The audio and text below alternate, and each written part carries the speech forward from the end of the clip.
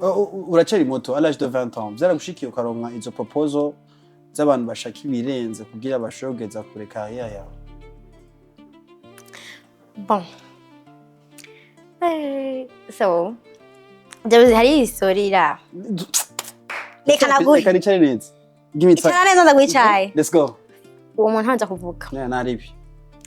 Akayibona. Shame on you. Got a body like an hourglass, but I can give it to you all the time. Got a body like a Cadillac, but I can take you in some overdrive. Oh, you've been waiting for that. Stay on half swing your ride.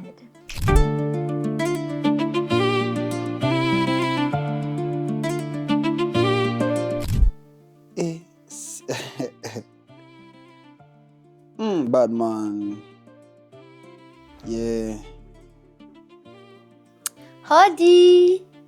Karibu. Hello, hello. This is in the building.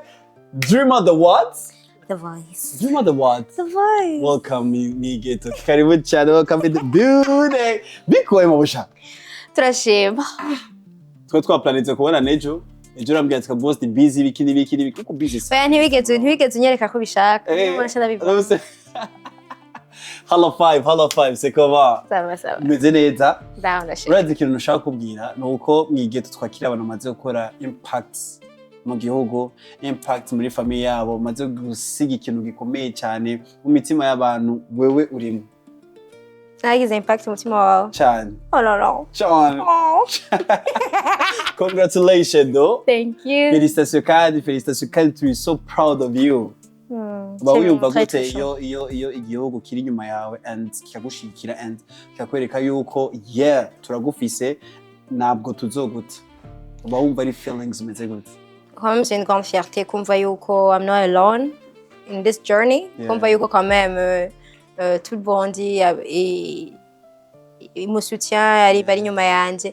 Ni ikintu gikomeye cyane kandi gitanga ingufu, surtout quand on est sur la scène. Yeah, byaguha ingufu izahe once uzi yuko ufise public nini cyane iri inyuma y'umugongo wawe and ukabugiye kuri stage, wabuja kuri stage ufise confidence ingana gute? I remember ko ari hano ndi kuri stage nageze kumva umengo like pression iri kiraduga cyane, hamageze aho ndiyumvire nti bega tu te rends compte que abantu ari inyuma yawe bari benshi gusoma bose ubona ngaho imbere yawe, and I'm like, you know what, let's get it. Barangije kuri betu koge rero yaga hamwe no Mw'i Ghetto hamwe n'abantu bose uzi ko twagize forget tugushikire wewe uge to the next level, twagutegurira akantu keza. I hope you kuza ugakunda. Are you ready? Are you ready? I'm ready. Let's go. Let's get it. It's a surprise, by the way. Shaka kugirira ugura amaso. Yeah. Ugura amaso. That's kugira ugura amaso yawe. So 1, 2, and 3. Here is your surprise. I said you're gonna shikaganira byanga nti kwigutarigo. It's mine. Kwigutarigo. Hama tavuga ati uyu munsi ngiye gushira ku Mw'i Ghetto yanje. Ndagushaka nk'umuntu amaze gukora ikintu gikomeye cyane mu gihugu, amaze gushika muri final ya The Voice. So here is your picture. Ngoma ndayimanike ahanye ni mande yawe kugira uremere fresh sana. Oh, merci beaucoup. Ubonye abantu bose binje ngazo bakubona ati you need Dreamer The Voice. Let's go. Und can they take ahanye? Wow. How's the feeling? C'est une fierté, un grand pas. Bambwiye cyane. Non seulement parce que je l'ai fait. Mbere, c'était quand même une journée, je faisais pour moi-même, un peu pour dire que je suis la Kumucho, une artiste burundaise. Et puis par après, il y a eu le fait de mettre en avant la patrie. Et rero ni ikintu kinini cyane, ni ikintu kinansumba. Mais c'est une très grande fierté. Je sais que ibiri imbere ari byiza cyane. Cyane gose. Tukuzimana iki? Amazi. Akanya hashushe. Akanya. Fast. Akoti. Faster kadagute. Ne frigo yawe iri he? Hewe iri tout juste ngako babaye. Dreamer. Enjoy. Merci beaucoup. Yeah, so reka tuje deep mu kiganiro cacu mu kiyago cacu. Ndifuza kumenya Dreamer the voice ninde, sinzi gushaka kugira introduction iri deep kugira abantu bashobore kumenya abantu tukuzi kuri stage tukumenye no mu bundi buzima busanzwe. Yeah, mwanya ni kwawe. Dreamer the voice, c'est une jeune artiste burundaise passionnée par le slam et la musique. Bon, j'ai connu la musique, j'ai connu maman indienne qui kuririmba cyane. Elle nous a transmis ça et j'ai commencé les compétitions très jeune. J'ai découvert que la musique c'était un peu ma passion. J'ai commencé à écrire vers l'âge de 12 ans et maintenant on me connaît plus. Couper la scène, il y a The Voice et très bientôt ils vont me connaître par mes sons. Nice one. À l'âge de 12 ans, urafashe ikaramu n'urupapuro uratanguye kwandika amajambo y'wavuye ku mutima avuye mu mutwe. Wanditse iki nicaye ikintu ca mbere watanguye kwandika muri uwo munsi muri ico gihe ufise imyaka ya 12? I remember that the first song nanditse naniga muri 7e. Okay. Ngira nje 8e. Naniga muri kuri lycée du lac Tanganyika sinzi mu muhazi. Là, il me voyait kuri Saint-Michel Archange. C'était vraiment une école privée où vous étiez mu Kirundi baraguhana. Kigenda ahantu aho ndiko ndi expo mu Gifaransa ni kivuga ati hewe vuga Ikirundi sha vuga Ikirundi. Wewe. Usaba ikaramu vuga neza. Yeah. So I started writing my own songs un peu pour créer une amie qui serait là pour moi. Yeah. Créer un petit message un peu pour m'encourager, pour me consoler cause that was really a rough time for me.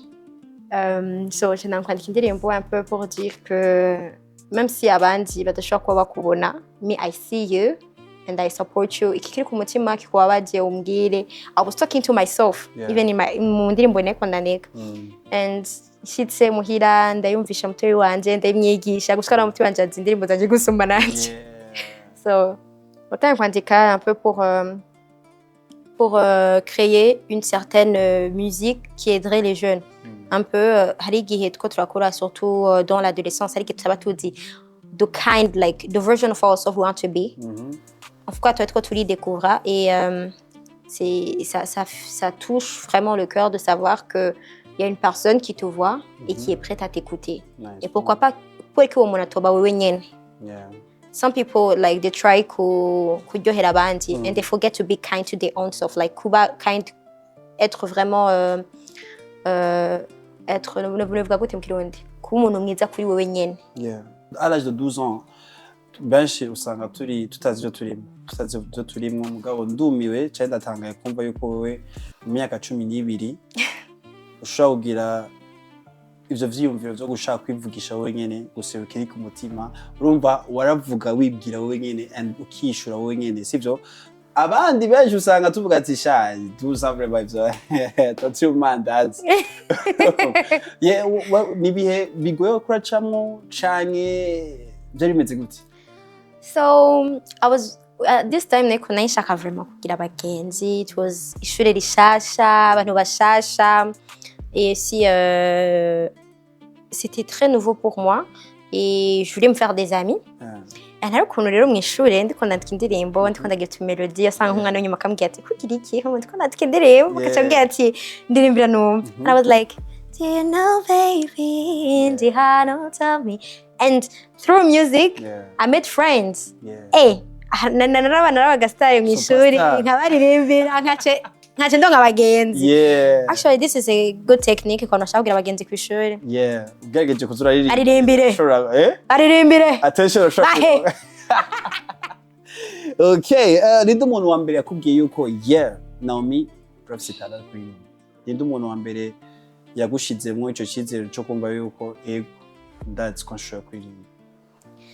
La première personne vraiment qui m'a dit yuko yambonyemwo iyo talent, c'est ma mère.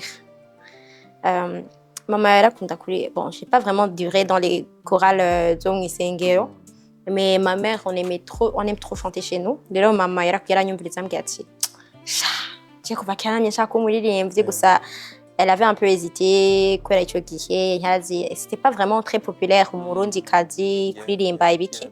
So she was like, I know that you will make it. And kubona hari undi muntu yari yizera muri talent je nari nzi nti bonda bishoboye gusa rero nabandi bishoboye byanteye intege zo kuvuga ati reka ndepasa ama limite wanje. Uramaze kwinjira mu Ghetto ugiye kaba canke ikinyiki canke Ghetto ya Kaboss ya mbere ugiye? Ya mbere. Sa? Ya mbere.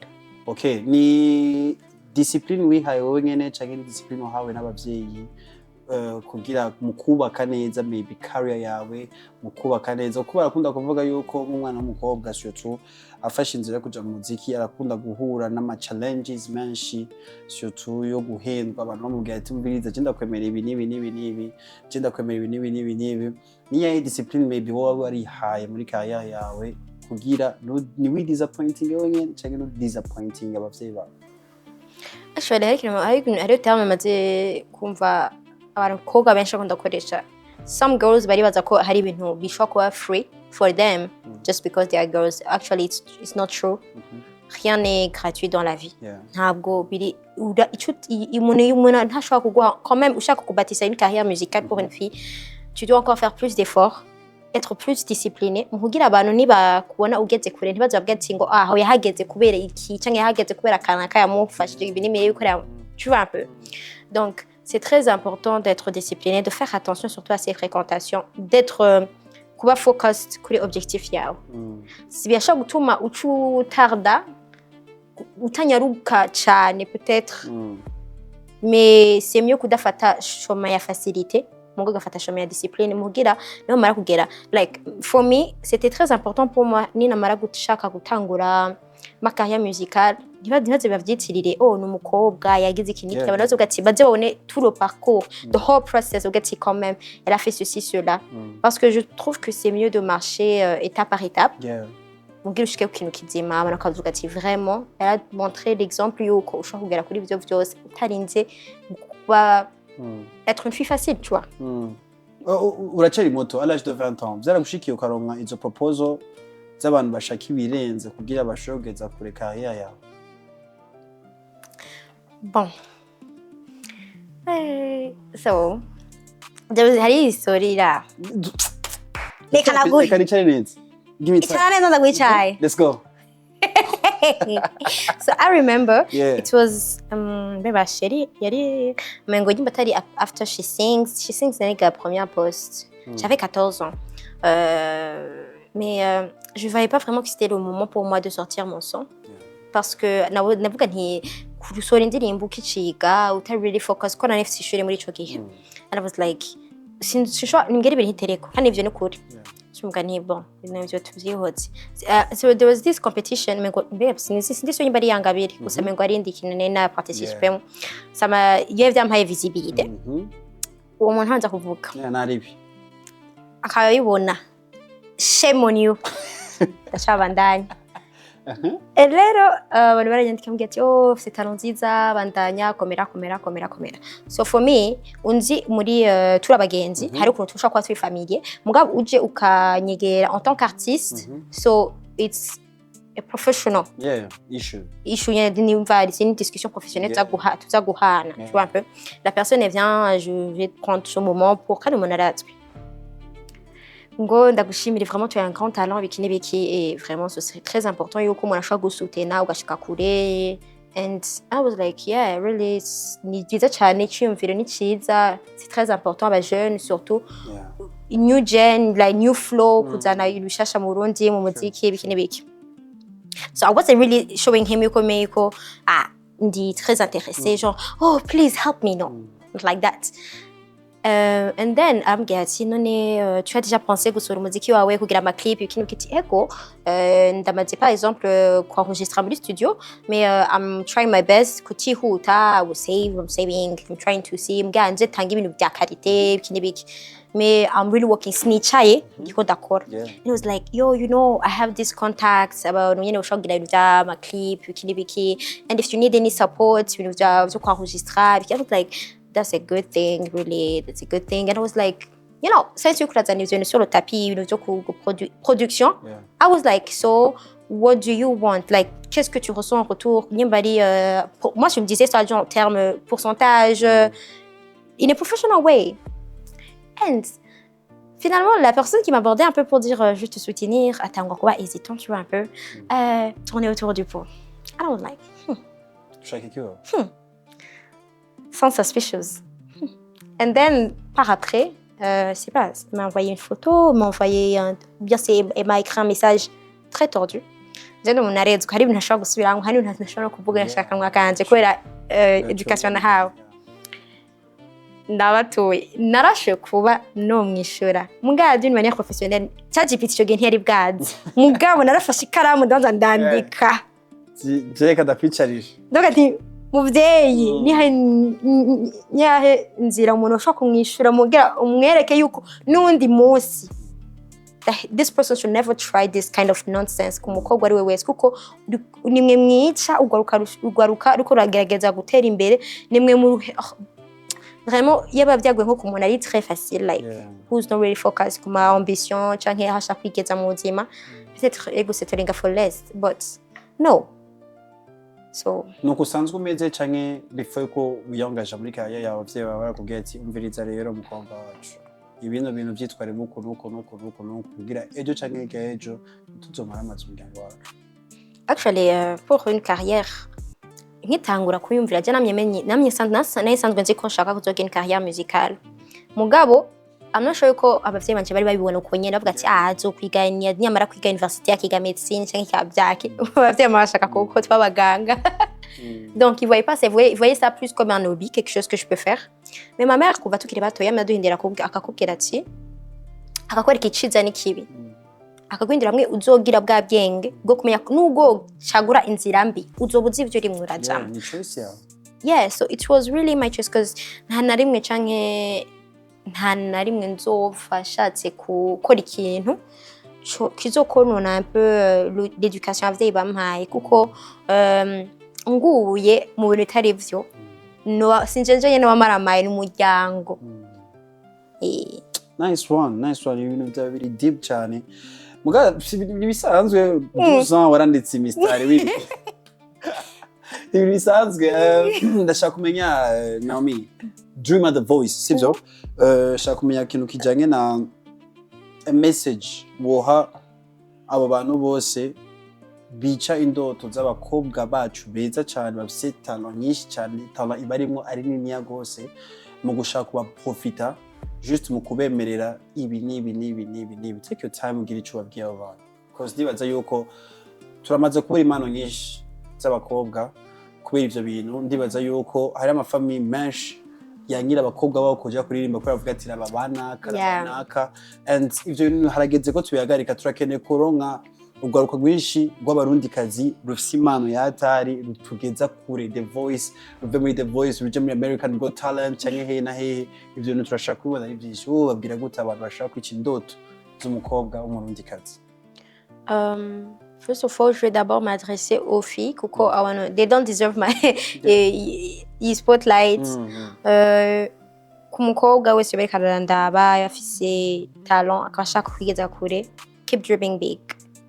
Kuko kurota c'est gratuit et dream big ugire bishoka byose ntushake kwihuta étape par étape bazofe soni uzoshika kuri ca kintu ushaka ubisengere ubikorere mets-toi en contact n'abantu ubona ko bari sérieux kandi fais très attention fais très attention à tes fréquentations abayishaka kugusutena et oui amarimite bibaze ko arayo namwe tupfa wikashikanye.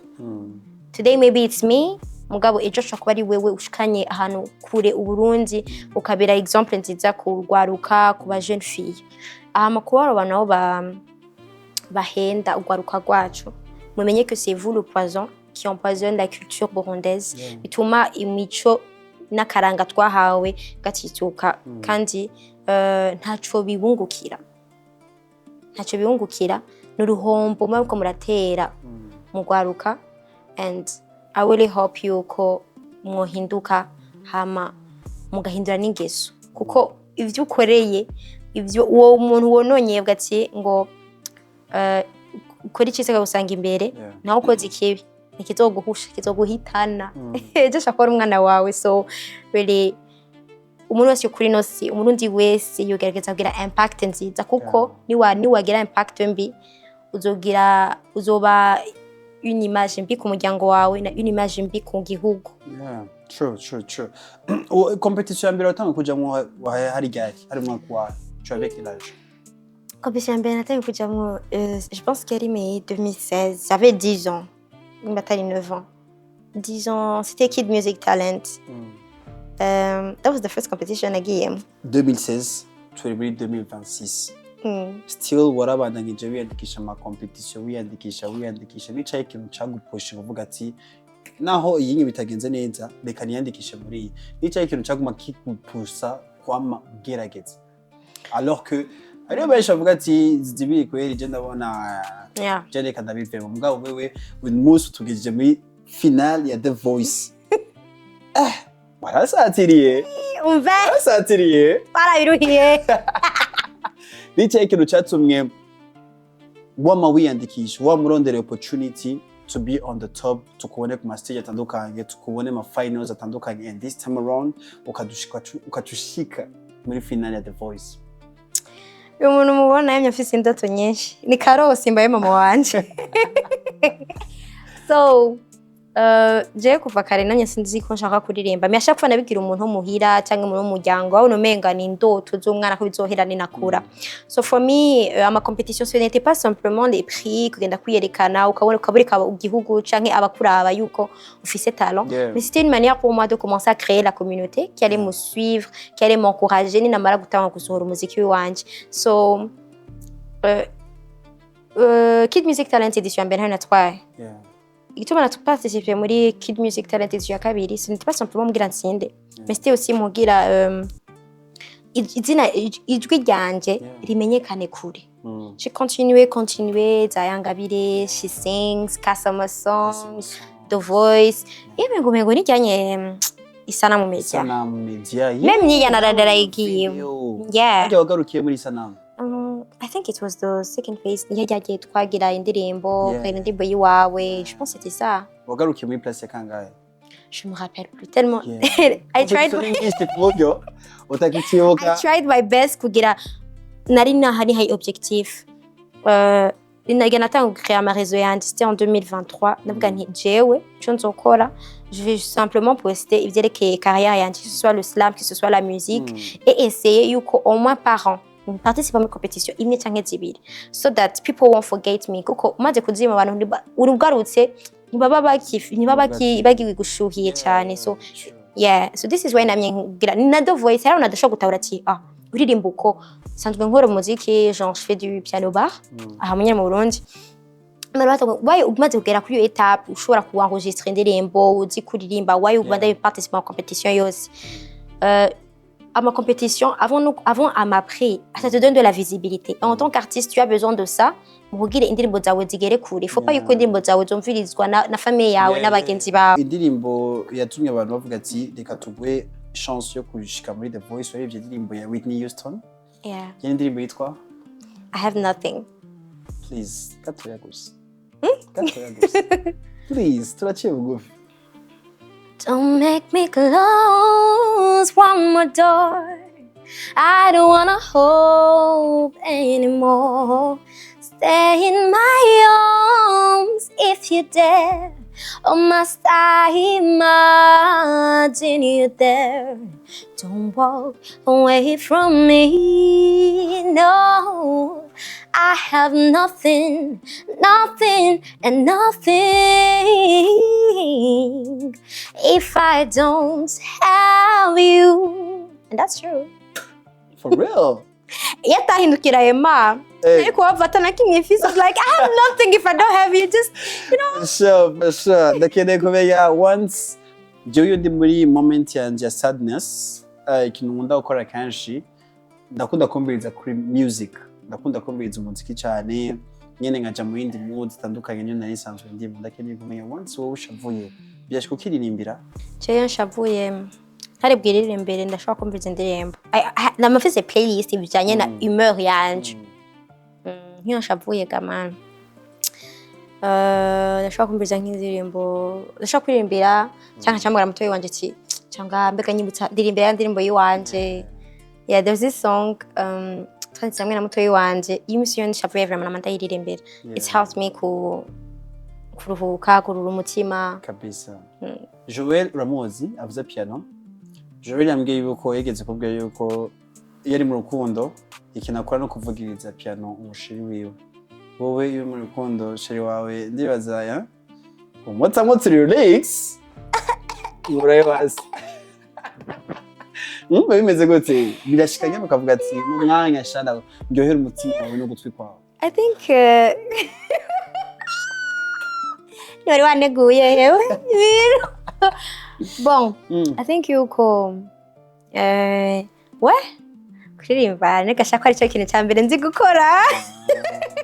Like your love favorite song yabari yaye?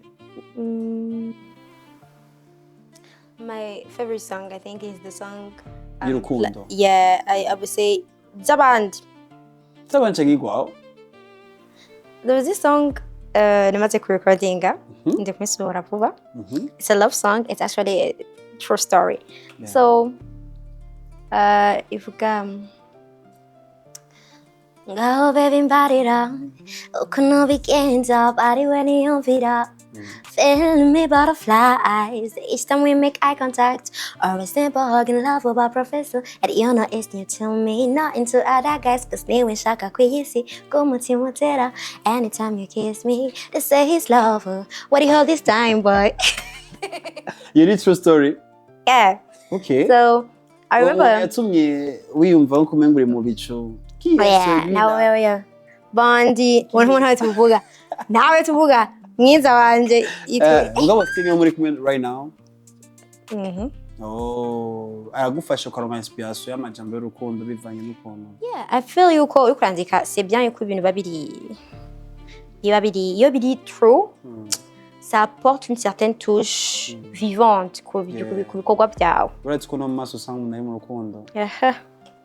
Nzimya ivyo birofa. Zimya. Yeah, reka twinjire muri The Voice. Okay. Namenye kuri muri The Voice ndibaza mwe mumaze kugira kuri step nini gose. Ndakeneye utubwire wiyandikishije gute? Wiyandikishije ryari? Story yo kumva yuko ushaka kwiyandikisha muri The Voice. Iyo confidence yo kuvuga ati yeah, why not me? That's kumenya shogera kuri muri finale ya The Voice. Yakugiye nko gutamuvuga ati let's go.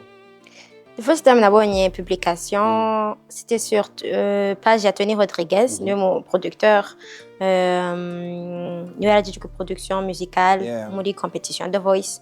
So j'étais hésitante quoi, nabona ngo au Burundi, I'm like, est-ce que vraiment ma candidature va prendre en considération parce que sinari bwagire mbona umurundi kazi cyangwa umurundi arimo. And I was like, you know what, kandavyihotse. And then umuryango urabimbwira bagenzi banje barabindungikira. I was like nah. And there was this time j'étais sur la plage avec une personne and then I'm getting none ouais ndashaka kwiyandikisha. Let's just try it. Phone yanje kuri 4 posts. Yeah. Yarafata kwiyandikisha ura remplissa un certain formulaire hama par rapport à la vidéo.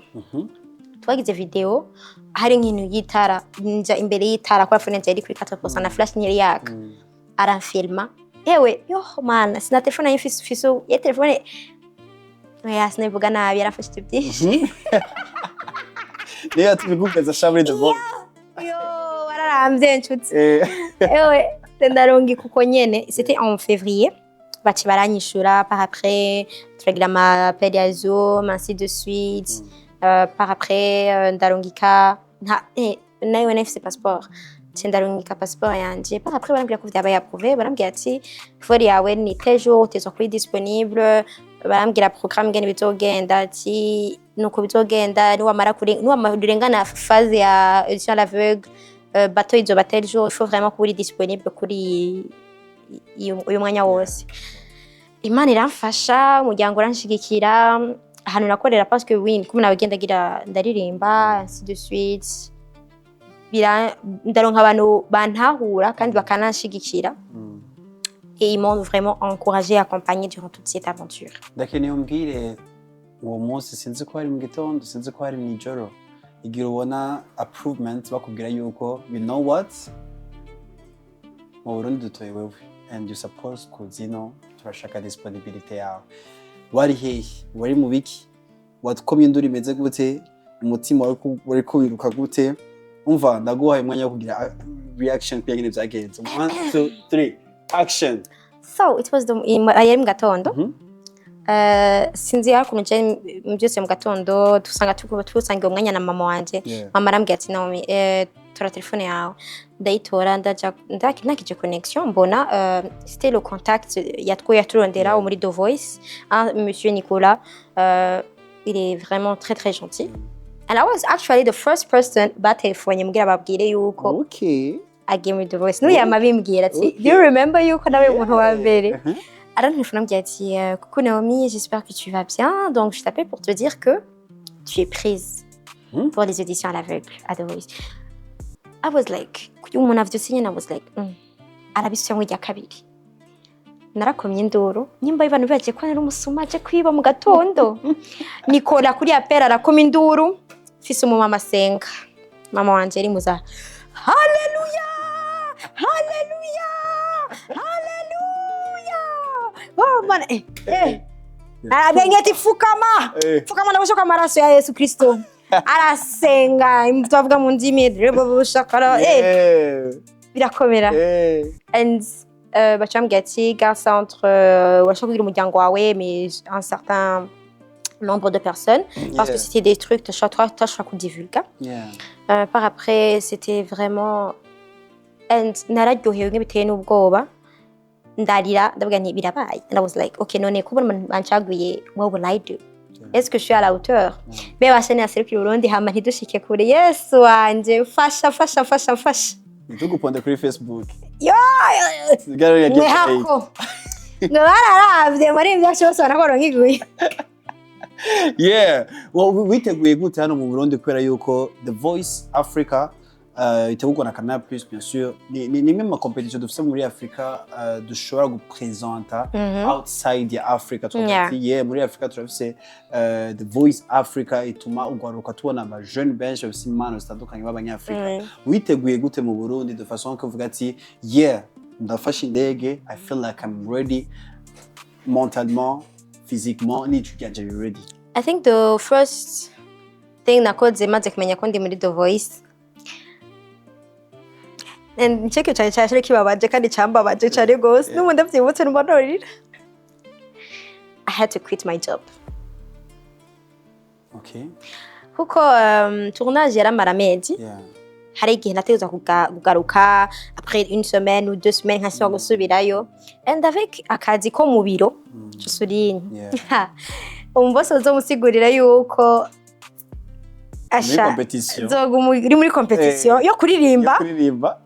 Abaruda kurongo kuririmba umuntu seri kugenda hanze y'igihugu kugaruka agana nkuko bishakiye ari umukozi w'umuntu birabaho. So I really had to quit my job nari nkora dans une certaine société. Ndamugira vraiment ndamugira vyose baramugira ati ndi muri competition ya The Voice nzimbo yizi ko ndi umuntu sinzi kubesha sinari kumubwira uko arantahura ambwira ati ok je comprends rero reka ndondere umu remplaçant. Arambwira ati mare nka 2 semaines avant aramurondera hama par après baci baramproposa ibintu byo gutangira piano bar karaoké. J'ai utilisé ça un peu pour m'entraîner. Ndakora nk'indirimbo nateguza kuririmba muri audition à l'aveugle. Je répétais ça à chaque fois, je m'habituais à un public et bien sûr ndanabisengera kuko ikintu cyose Imana itaremwo ubona ameni fois zero. Yeah, nice one. Okay, urageze ari yanyu ikintu nakunze nuko mu ba judges bari hajyanye hari abantu bafite power nini cyane muri Africa kwisi yose. Hari umwe witwa Franglish. Nifuza kumenya once umunsi wa mbere yumva ijwi ryawe ati Dreamer The Voice ndamwumvise umuntu nka Franglish maybe yaraguhaye a comment beside atavugiye hajya nyene habaye communication meze gute hagati yanyu nicaye ikintu wamwigiye ko canke nicaye ikintu waronse bakubyo kumva kivuye kuri we uravuga ati what this ni Franglish ambwiye bino bintu. I remember umunsi wa mbere ambwira aba coach ko abatubwiye turi hariya nkumva ko Franglish Emma José mewe barimwo. Il y avait le track. Premier jour, il y a qu'on a maché ça va hindukiye. Donc, the only person azo hindukira nuko azoba gushaka dans sa team. uwo munsi franglish ntiyahindukiye Emmanuel yahindukiye nkitangura kuririmba elle m'a tellement choquée qu'on a dit wait yahindukiye so it means it's done ndabandanyije compétition et là franglish quand il s'est retourné franglish il a porté plus la touche moderne muri compétition et il m'a dit que il aimait bien mon timbre vocal mais qu'il y avait ce truc qui lui manquait qu'il y avait ce truc à kilindiriye kubona and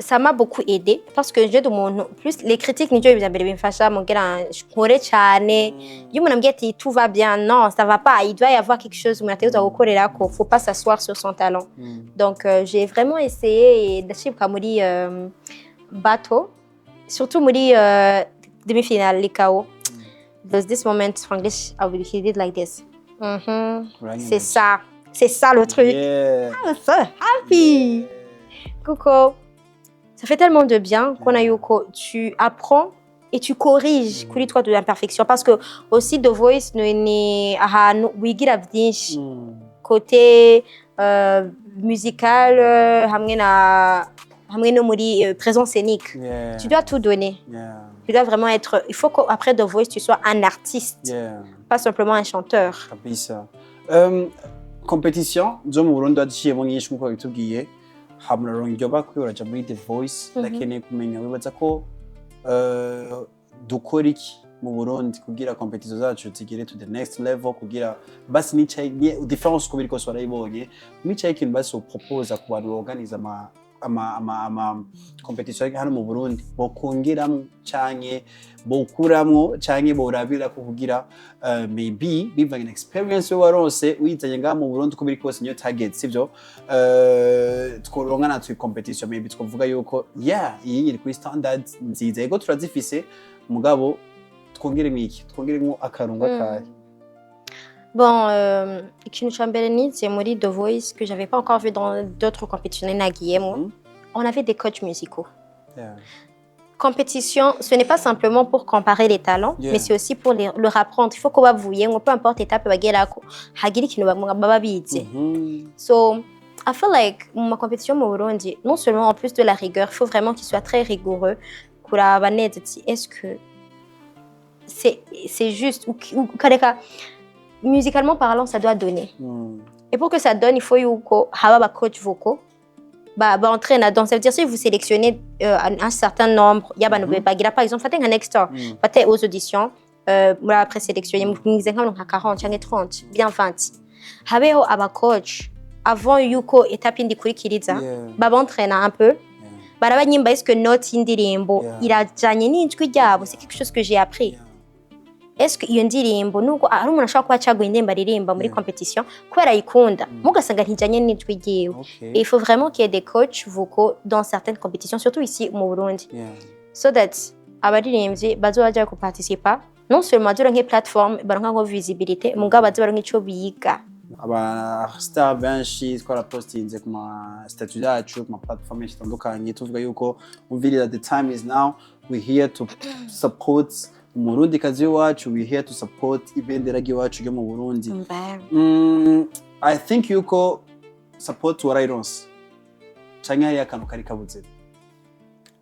Non, bon vraiment je tiens quand même gufata akakanya ko gushimira abarundi bose bashoboye kunshigikira depuis le début de la compétition gushika muri finale. Vraiment, ça m'a beaucoup touchée. Et ni biri mu bintu vyamfashije kwisanzura kuba autant fière ndi kuri scène parce que c'est pas vraiment un petit exploit. Twashitse ahantu hanini, on a fait parler de notre pays, on a fait parler de nos couleurs. Et en tout cas, abantu bose baravye The Voice bagiye bamenya Burundi. Et c'est très important. Hari abuziye ubwira Dreamer The Voice wacu. Tumuronke basi muri top 2. En fait, le rendu de la finale, ça se jouait au vote. Rero hari umuntu ashobora kuba akunze parcours yawe muri compétition mugabo ugasanga peut-être il s'est pas inscrit dans la plateforme de vote, il ne fait pas attention à voter chaque jour. Seulement, dans toute l'Afrique, seulement 3 millions de personnes ont voté. Donc c'est pas dire 3 millions de votes, non, 3 millions de personnes ont voté. Africa yose. Ça fait même pas 3 millions. ça fait ukachumera ko ari ama 4 finalistes, ça fait la RDC, le Madagascar, le Bénin et le Burundi. Ufashe abanyagihugu bari muri ivyo bihugu bararenga abo. En fait, c'est l'implication un peu, mais je pense que on apprend toujours de ses erreurs. Et on apprend toujours ibintu byose ducamo. I think the next time umurundi azoshika muri The Voice, we will make sure yuko non seulement tout mon supporting, on fait en sorte à ce qu'on sensibilise surtout les votes. Parce que tout qui est kuri final, ce n'est plus l'artiste, ce n'est plus la voix, mais c'est à ma vote à compte. Yeah. Urazi rega Dreamer The Voice na makuru fisi twebwe iwacu mu Burundi wa mbere. Umve. Wa mbere. Na wundi. Zokwa muri wa mbere. Bagya bose bari hasi yawo. Onyura. Kanagera. Uri wa mbere namba 1. Nakende tugira kapela y'indirimbo yo mu Burundi ukunda uharamira no misi yo wambaye amakote ukayumviriza revibinga vyatari. You know, igushira muri mood rimeze frr. Indirimbo yo mu Burundi wa mbere nkunda. Jewe sinzi gituma ndafise j'ai cette année une faiblesse yanje. Okay. Ndakunda yandika. Yeah. Ndafise indirimbo tworokomeza yiwewe. Sinshasha mugabo c'est une chanson vraiment qui m'a beaucoup marqué. Ivuga ngo uruindoto zanje nahoze ndota kera nahoze mvuga twoyaga tugahuza nireje mu maso hawe ndakubona mu rukundo esi uriko uratwenga jimbona akana keza. C'est tellement beau. Urazi ko ijwi rishobora gutuma umuntu yahemukiwe kenshi mu rukundo avuga ati yangerageza amahirwe yanje. Try. Keep trying. This is my man, you're my competition. Keep trying. Before ko turagize kizo kiyago cyacu kwera yuko umva je numva bafise vyinshi cyane byo kuyaga nawe bafise vyinshi cyane byo kubaza mbwa kubiri kose. Yo, time, mwanyura dujage. Ndashaka kumenya Dreamer The Voice. Turabona abantu benshi bamaze kuja mu competition atandukanye, bamaze gutwara ama competition nga mu Burundi, sivyo? Final turabona izina ryawe mugabo urugendo rwe kandi ngo carrière tukarubura complètement, tukavuga ati mbe nakageze twaza turabaza ati nakageze exemple labanaka sivyo? Wewe uraronse ibyo bakuyogera kuri The Voice, dakene mbwire wavuyeyo wipanze gute muri carrière yawe ku buryo jewe ndashaka yuko Dreamer The Voice nasubira kubaza ati wageze he ngo ni mubiki ngume mbona umwanya wose ivyo arimo witeguye gute wipanze gute nawe nidushaka kubura nk'abandi kuntu twababuze. Oui. Nkitangura ma compétition, je savais que j'avais le talent mais je savais pas quel genre d'artiste nshaka kuba. Et ça m'a vraiment pris beaucoup de temps, des années. Ndiko ndavuga uko ndiko ndarecherche ndiko ndafata akanya ko kumenya ati ni yahe version ya Dreamer nshaka kwereka abarundi. So it really took me umwanya munini mugaratevye ndamenya qui je veux être en tant qu'artiste, quel genre de musique je veux donner. Narabikoreye ko hari namaze hari abantu bamaze imisi turakorana mu studio, j'ai 4 sons déjà prêts. 4 chansons déjà prêtes. Mais j'ai quand même voulu attendre qu'il y ait The Voice. Il y a une plateforme et visibilité, so that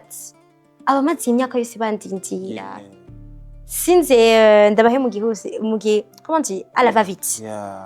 Kari music yubonye since kurayibona umuziki urazimvye gose. Ushaka content ifite creativity, ushaka content clean quality, ushaka video ifite quality, bishaka ibintu byinshi. Wowe bipanze gute? Ariko turirondera inshuti z'umusaraba. Ubu twarashitse. Ego bro. Clip ya 20 million kuri Dreamer The Voice easy. Mais ndababwira ikintu nk'indi ndababwiye ko umuntu ari 20 million. Bon, nayatanga ndayafise. Tuna asaba ngahe? Muvuganye. Yeah, it's a But I think it's about même dans les clips, il faut que ça donne quelque chose. Et je peux faire formation qu'est-ce a l'année passée. Ça m'a vraiment beaucoup formé sur le fait de créer quelque chose de beau, sans partir comme la mèche, la créativité, sans pour autant que vous dites nzogiri muziki wanje namara kuronka telle somme d'argent. In this economy, Noma.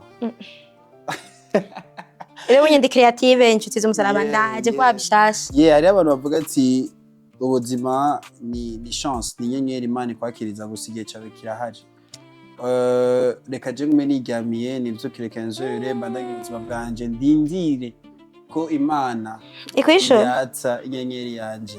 No kwa Naomie nuko vyagenze. Imana ifashije. Okay, turakeneye kumenya n'izefo waba waragwanye na tutwe tutazi mugatwa wowe ukazigwana kugira maybe one day ndoto zawe zibukure. J'ai dû vraiment faire en tout cas quand ashitse j'ai dû faire assez de sacrifices. Par exemple mettre ma musique en avant toute chose.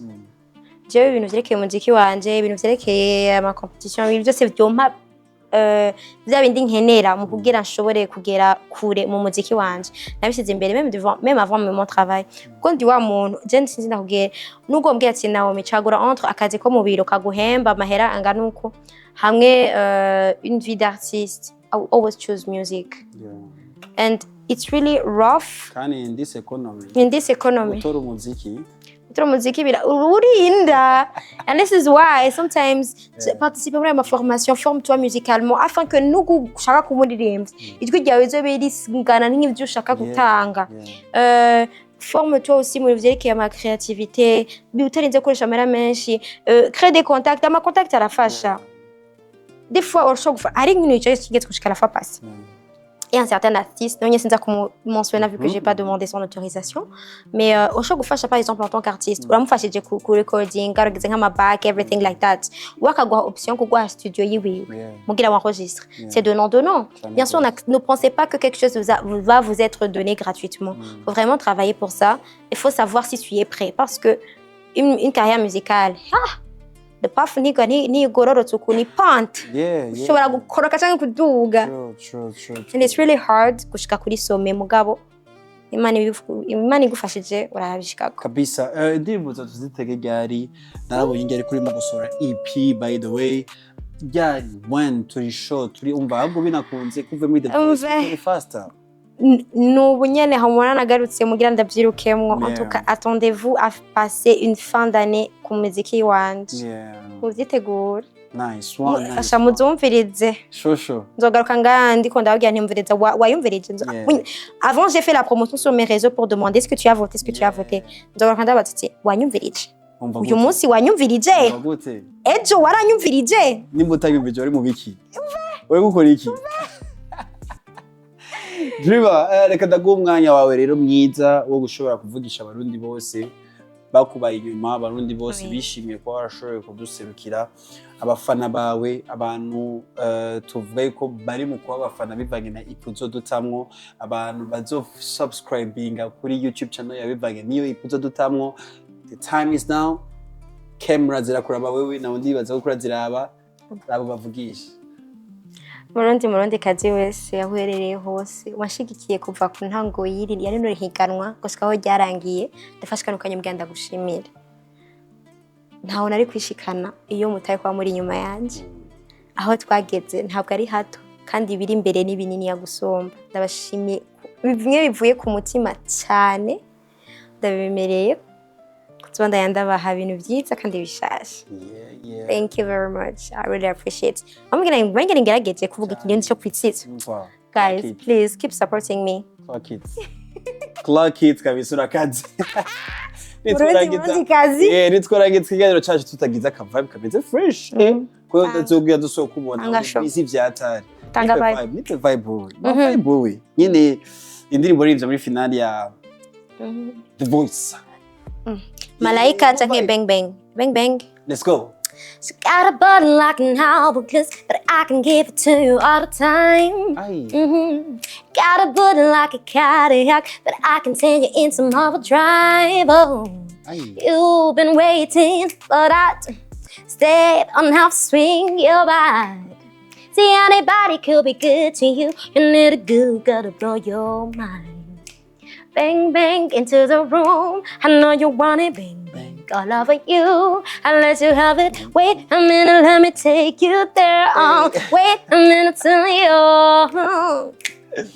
Hala 5, thank you so much. Turawukunda cyane wakoze kuza Mw'i Ghetto. Next time ndagutumiye karibu. Ni home sweet home. Anytime pull up. Wumva unyote urenganya ajya kwibarabara. Nuzo kwitinya kudodora ati Mw'i Ghetto wagwana yagase koma. Numva nyote mu mamazi. Uranyiteyesha. Thank you so much for watching kino kiyago cacu. Yari Kaboss for reading kumwe na Naomie nishimye nice ndabwire kandi yuko mushobora kumusanga mu platform y'abakoresha ubwiye wanditse Dreamer the voice ushobora kumubona ico ukora nuko mushikira ko yatubwiye yuko a part ya the voice atuzana ibindi bintu vyiza biryoshe bimeze neza ariko aradutekera muri studio bisigure ko arakenera support twamuhaye ni kwiye tumongeyemo iyindi c'est sûr c'est ko ashaka kudushikana ku yandi ma competition akoma komeye tugushimire cyane wowe wamaze gukora subscribe kuri YouTube channel ya Yaga tugushimire wowe mukunzi wa Yaga mukunzi w'igendero cyo Mw'i Ghetto ni Kaboss for real hamwe na Dreamer. Hello 5 thank you so much. Woo.